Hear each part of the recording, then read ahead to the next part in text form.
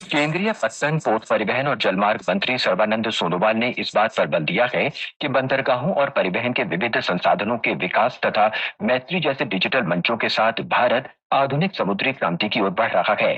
कल नई दिल्ली में भारत मध्य पूर्व पूर्व यूरोप आर्थिक गलियारा IMEC सम्मेलन 2025 में श्री सोनोवाल ने कहा कि भारत मध्य पूर्व यूरोप आर्थिक गलियारा वैश्विक संपर्क के मामले में बाजी पलटने वाला है। इस अवसर पर केंद्रीय वाणिज्य और उद्योग मंत्री पीयूष गोयल ने कहा कि भारत बढ़ता हुआ बाजार है और विश्व की सबसे तेजी से बढ़ती हुई अर्थव्यवस्था है।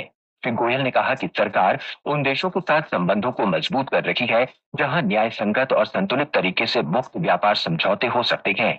उन्होंने कहा कि ओमान तथा कुछ और देशों के साथ समझौतों पर बातचीत चल रही है। भारत मध्य पूर्व यूरोप आर्थिक गलियारे का शुभारंभ कल नई दिल्ली में G20 नेताओं के शिखर सम्मेलन के साथ किया गया था। लोकसभा अध्यक्ष ओम बिरला ने कहा है कि उद्योग और वाणिज्य वर्ष 2047 तक भारत को पूर्ण विकसित राष्ट्र बनाने की भारतीय नेतृत्व की दृढ़ प्रतिबद्धता में महत्वपूर्ण स्थान रखते हैं। श्री बिरला ने कल नई दिल्ली में PhD chamber of commerce and industries की 120वीं वर्षगांठ के अवसर पर आयोजित कार्यक्रम को संबोधित किया। उन्होंने कहा कि भारत सरकार की विकासोन्मुखी नीतियां आज उद्योगों को नई ऊर्जा प्रदान कर रही हैं। खान मंत्रालय ने नेशनल क्रिटिकल मिनरल मिशन के अंतर्गत उत्कृष्टता केंद्र स्थापित करने के लिए दिशा निर्देश जारी कर दिए हैं। यह महत्वपूर्ण खनिजों के क्षेत्र में शोध और प्रौद्योगिकी के विकास की दिशा में महत्वपूर्ण कदम है, जो इस मिशन के लिए अत्यंत आवश्यक है। महत्वपूर्ण खनिज पदार्थ, इलेक्ट्रॉनिक्स, रक्षा और अंतरिक्ष जैसे उन्नत प्रौद्योगिकी और रणनीतिक क्षेत्रों के साथ स्वच्छ ऊर्जा और आवागमन के साधनों में बदलाव से जुड़े उभरते क्षेत्रों के लिए महत्वपूर्ण आपूर्ति श्रृंखला का निर्माण करते हैं। वक्फ संशोधन अधिनियम 2025 को चुनौती देने वाली याचिकाओं पर सर्वोच्च न्यायालय में आज फिर सुनवाई होगी। न्यायालय ने कल सुनवाई करते हुए कोई अंतरिम आदेश जारी नहीं किया। केंद्र ने शीर्ष अदालत द्वारा उठाए गए 3 बिंदुओं पर अपनी दलीलें तैयार करने के लिए और समय मांगा है। मुख्य न्यायाधीश संजीव खन्ना, न्यायमूर्ति संजय कुमार और न्यायमूर्ति KV विश्वनाथन की पीठ इन याचिकाओं की सुनवाई कर रही है।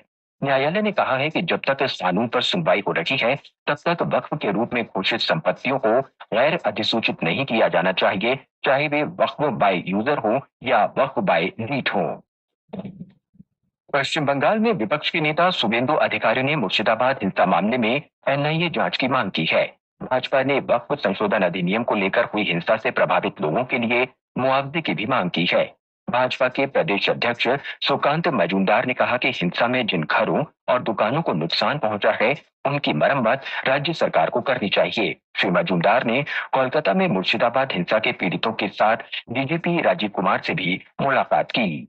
प्रवर्तन निदेशालय हरियाणा में जमीन सौदे से जुड़े धन शोधन मामले की जांच के सिलसिले में आज लगातार तीसरे दिन रॉबर्ट वाड्रा से पूछताछ करेगा। श्री वाड्रा से नई दिल्ली में पूछताछ की जा रही है। यह मामला श्री वाड्रा की कंपनी द्वारा गुरुग्राम में जमीन की खरीद से संबंधित है। सूचना और प्रसारण मंत्री अश्विनी वैष्णव ने कांग्रेस पर नेशनल हेराल्ड मामले में निम्न स्तर की राजनीति करने का आरोप लगाया है। प्रवर्तन निदेशालय के सोनिया गांधी और राहुल गांधी के खिलाफ चार्जशीट के बाद कांग्रेस के विरुद्ध प्रदर्शन पर ऋषिकेश में श्री वैष्णव ने कहा कि यह कोई राजनीतिक मुद्दा नहीं, बल्कि भ्रष्टाचार का मामला है। केंद्रीय रिजर्व पुलिस बल के 86वें स्थापना दिवस से जुड़े समारोह के सिलसिले में आज मध्य प्रदेश के नीमच में एक कार्यक्रम का आयोजन किया गया है। केंद्रीय गृह मंत्री अमित शाह इसमें मुख्य अतिथि के रूप में भाग लेंगे, जबकि मुख्यमंत्री डॉक्टर मोहन यादव विशेष अतिथि होंगे। बिहार में आगामी विधानसभा चुनावों के संबंध में राष्ट्रीय जनता दल और कांग्रेस के नेतृत्व वाले महागठबंधन की आज दोपहर बाद पटना में महत्वपूर्ण बैठक होगी। हमारे संवाददाता ने बताया है कि विपक्षी गठबंधन के सभी 6 घटक दल राष्ट्रीय जनता दल के कार्यालय में इस बैठक में हिस्सा लेंगे। विश्व व्यापार संगठन WTO ने 2025 और 2026 के लिए व्यापार अनुमान जारी किए हैं। अमेरिका के राष्ट्रपति डोनाल्ड ट्रंप के शुल्क के कारण इस वर्ष विश्व व्यापार घटने की आशंका है। WTO की महानिदेशक NGO फोन जो ई वाइन लॉ ने कहा कि चीन और अमेरिका का व्यापार तनाव बेहद चिंताजनक है। कृषि और किसान कल्याण मंत्री शिवराज सिंह चौहान आज ब्राजील में ब्रिक्स देशों के कृषि मंत्रियों की 15वीं बैठक में भाग लेंगे।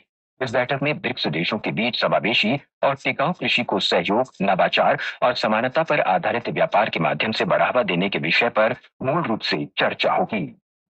राजस्थान और गुजरात में आज लू की स्थिति बनी रहेगी। मौसम विभाग ने बताया है कि केरल, माहे, मध्य महाराष्ट्र, मराठवाड़ा और गुजरात में कहीं कहीं गर्म और आर्द्र मौसम बना रहेगा। और अब खेल खबरों के साथ हैं मुकेश कुमार बल।